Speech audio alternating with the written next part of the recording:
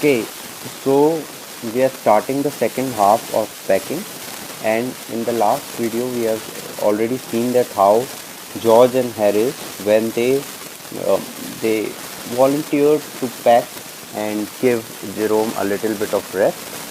So what happened? They broke the cup, and now we will see that what more destruction they did. So, and then it was George's turn, and he trod on the butter. Trod means stepped on. Okay, in in one of the previous poems, the poem that we did in the starting, the road not taken, there was a word trodden. Okay, trodden is the past participle of tread, and trod is the past tense of tread. So they stepped on. Okay, trodden means to put your feet by force, and trod on means stepped on. Okay, so now Harris, when he broke the cup, now it was the turn of George, and what he did, he trod on, he stepped on the butter. And what you all are aware that butter is very slippery. So what happened when he stepped on it? You can easily guess that what would have happened. I didn't say anything, but I came over and sat on the edge of the table and watched them. Who is saying this? Jerome. Okay, Jerome is saying that I didn't say anything. I just came over and sat on the table, on the edge of the table, and watched them. Watched whom? George and Harris. Here you can see a boy sitting on the table, and he is watching them. See the worried expression that two boys are having because they have volunteered but they don't know how to pack. And one more thing you will see in the picture, that there is a little dog. Okay, he has a very important role to play in the story, the dog. We will come to that later. So Jerome silently sat on the edge of the table and watched his friend do their foolish activity, where they were trying to act over smart, and they were trying to laugh on Jerome that you are very hurried, you are always like this, you panic when it comes to packing or going to a trip, so you are like that, and they were laughing on their friend. But now the tables have turned. This is a proverb, this is a saying, this is a phrase, the tables have turned. It doesn't mean the table has turned actually, but it means that now the situation is different. The people who were having upper hand till now were now in the other position. They were now on the receiving end. So see how Jerome is sitting on the table, and the two boys, George and Harris, they are doing all the stuff, and the little dog is watching them carefully. So George trod on the butter. See here, his feet is there, and he trod on the butter, and everything, the loaf of bread, everything is spread on the floor. It irritated them more than anything I could have said. So George and Harris, they were irritated. Jerome said nothing, but his friends were irritated by seeing Jerome silently sitting there. Being Jerome, he has a nature to be panicked, but now he is sitting relaxed. So George and Harris got irritated. I felt that it made them nervous and excited. So they were nervous, and they stepped on things and put things behind them, and then couldn't find them when they wanted them. So what happened? Out of nervousness that now they are in command, they have to, they are responsible of packing. So now they were doing mistakes, like they were stepping over things, they were putting things somewhere, and they were forgetting about it. So this was the thing that was happening with George and Harris. And they packed the pies at the bottom. Okay, the pies, the what we say, the delicious cakes, kind of a cake. So they packed the pies in the bottom and put heavy things on top. So what will happen? The tasty delicacy will get smashed, and it happened. Let's see what happened next. They upset salt over everything. it is a famous saying, they upset salt over everything. So whatever nice they have done, they have put salt over it. Excessive salt in any dish is not very good. It spoils the food. So they did the same. Whatever little work Jerome had done, they put salt over everything. And as for the butter, I never saw two men do more with 1 and 2 pence worth of butter in my whole life than they did. And after George had got it off his slipper, they tried to put it in the kettle. Yuck! See what they were doing? When they got rid of the butter from George's slipper, what they did? They put it inside the kettle again. They were trying to save it again. So Jerome had never seen two men fussing over a little butter before. It wouldn't go in, and what was in wouldn't come out. They did scrape it out last and put it down on a chair. And Harris sat on it, and it stuck to him. See how funny things are happening. When they finally got it out of the kettle, what they did? He put it on a chair. Okay, they put it on a chair, and Harris, by mistake, out of nervousness, out of the excitement, out of panic, Harris sat over the butter that was got out from the kettle. And they went looking for it all over the room. So what happened? They were again looking for the butter. See, it is only a piece of butter. So if they have lost it, then fine, then be with it. But Harris and George, they are going after it again and again. They want to save it. We don't know for what. I'll take my oath, I put it down on that chair, said George, staring at the empty seat. So George was thinking that I can swear on God that I have put the butter on the chair, but now I don't know where it has gone. So where it can be? It is behind his back. It was on his bum.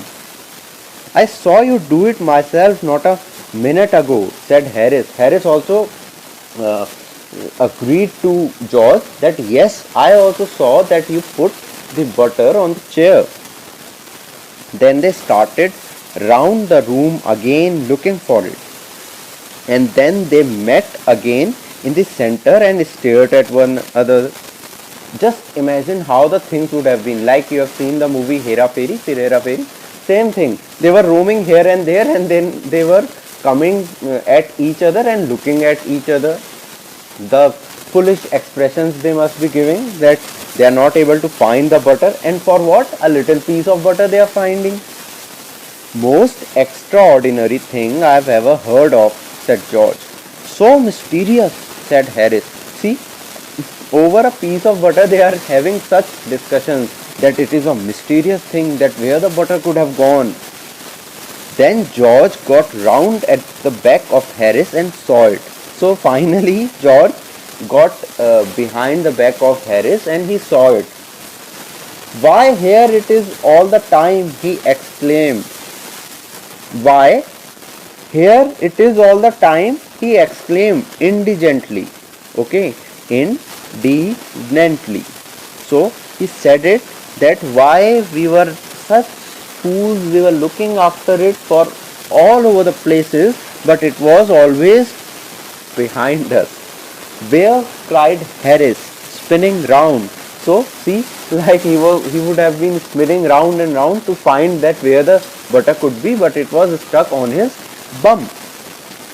Stand still, can't you? Roared George. Frustration was coming over them. Stand still. George flying after him. Okay, see the picture. Very funny thing is happening here. With a pen he is trying to beat who? Harris. Montmorency, mark the name. Montmorency was the little dog that was sitting there. Montmorency was in it all. Of course, Montmorency's ambition in life is to get in the way and be sworn at. If he can squirm in anywhere where he particularly is not wanted and be a perfect nuisance and make people mad. So Jerome is explaining that what kind of a creature is Montmorency. Be sworn on here means get scolded. So Montmorency is a very mischievous kind of a dog. He always creates trouble for the people around him, and he gets scolded. Be sworn on means be scolded. Sworn means to in a polite way, in a humble way, to curse, to abuse, okay, to scold. If he can squirm in anywhere where he particularly is not wanted and be a perfect nuisance. Nuisance means someone who creates disturbance and make people mad and have things thrown at his head, then he feels his day has not been wasted. So Montmorency is a very mischievous creature. His only act is to disturb others, to create problems for others, to create nuisance, to create disturbance. Montmorency got into the hamper, a little basket, before Harris could land him with a frying pan. So Harris was trying to beat Montmorency just to shoo him away, like we do with dogs, with pets. So he was trying to shoo him away, but before he could have done that, the act was over. To get somebody to stumble over him and curse him steadily for an hour is his highest aim and object. Okay, so Montmorency, like dogs do, they want the people to catch them, to run after them. This is his highest aim. And when he has succeeded in accomplishing this, his conceit becomes quite unbearable. Conceit means pride in himself. Okay, his pride becomes unbearable. When someone is after him, he feels like he has got the success. Okay, he came and sat down on things just when they were wanted to be packed. So what happened? Montmorency, when the things were about to be packed, he comes and sat over them, and he labored under the fixed belief that whenever Harris or George reached out their hand for anything, it was his cold damp nose that they wanted. So when they are trying to get things, then when they are stretching out their hands to get something, Montmorency thinks that his nose they want to pick, and he puts his nose in between. It was his cold damp nose. Okay, he put his leg into the jam and he worried means disturbed. Worried here doesn't mean to make someone tense. Here means to disturb. So what Montmorency did, he put his leg inside the jam, the jar of jam, and he worried the teaspoons, disturbed the teaspoons, and he pretended that the lemons were rats. Okay, he pretended that he was trying to play with the lemons, and he was acting like that they were little rats or cats, whatever they can be. Here the writer is saying rats, and got into the hamper and killed 3 of them before Harris could land him with a frying pan. So killed them means he would have destroyed the lemons. Harris said, "I encouraged him. I didn't encourage him."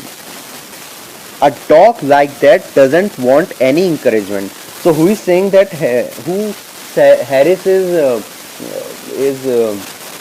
what can I say? Whom Harris is saying that because of him the dog is like that? Jerome. Harris is putting the blame on Jerome that Jerome has made the dog so mischievous. So encouragement was never from the part of Jerome, as said by Jerome. The packing was done at 12:50 and Harris sat on the big hamper and said he hoped nothing would be found broken.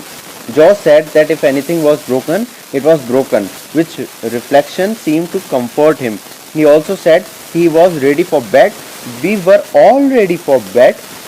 Harris was to sleep with us that night and we went upstairs. So Harris would be living somewhere else and George and Jerome must be the roommates. So Harris was also going to stay with them. Packing was over by 12:50 and they were all very sleepy and George was saying that if something would have broken, let it be broken. We tossed for beds and Harris had to sleep with me. Okay, whom? Jerome. They tossed and the coin said that Harris had to sleep with Jerome. Do you prefer the inside or the outside? J. J here is used for Jerome. Mark it that J is used for Jerome. I said I generally preferred to sleep inside a bed. Harris said it was odd. So I said I generally preferred to sleep inside a bed. George said, what time shall I wake you fellows? Harris said, 7. I said, no, 6 because I wanted to write some letters. Okay, so they wanted to wake up at 7 but Jerome said I want to wake up at 6 because I have to write some letters. Harris and I had a bit of row over it, but at last split the difference and said 6:30. So 6:30 was decided later on. Harris and Jerome had a discussion about it. George made no answer and we found on going over that he had been asleep for some time. So wake us up at 6:30, George, we said. So George was going to wake them up. Harris and Jerome had a little fight over the timing. Harris was saying 7, Jerome was saying 6, and then it was decided 6:30. They told it to George, but by that time George was already sleeping. George made no answer and we found on going over that he had been asleep for some time. So we placed the bath where he could tumble into it on getting out in the morning and went to bed ourselves. Okay, so they all slept. Split the difference means they agreed to decide 6:30. So this story, the excerpt of a novel, is written by Jerome K. Jerome. An extract. Excerpt is also right, a little part of the story of novel of any book. So this is an extract like you get in your exams. Out of that you have to answer the few questions. It is taken from Three Men in a Boat. So I hope you have enjoyed the story and I hope that you have understood the story. It was a very funny, simple and very easy story. I hope that you have learned something from it, that how you have to be more serious about things. If they three would have been coordinating amongst themselves, if they all three would have been working together, then one of them would have taken care of the dog Montmorency, and other two would have done packing easily together. So this is about life. When we adjust, when we coordinate, when we decide, when we agree, then only things happen easy. It is not that we can alone do everything. It is being said that man is a social animal. So we have to socialize also. We have to respect others' opinion. We have to put our point also, respecting others' views. So this is what life is about. We have to take every person's view into count, and then we have to make our decisions. It is not that we can say it is my way or highway, but we have to respect others' opinions as well. So this was a story that how things can become much difficult if we don't understand each other, when we don't coordinate, when we procrastination is a thing. Procrastination is a word that I am giving you and I am going to ask you also. Procrastination means you have to find in the dictionary. We all procrastinate things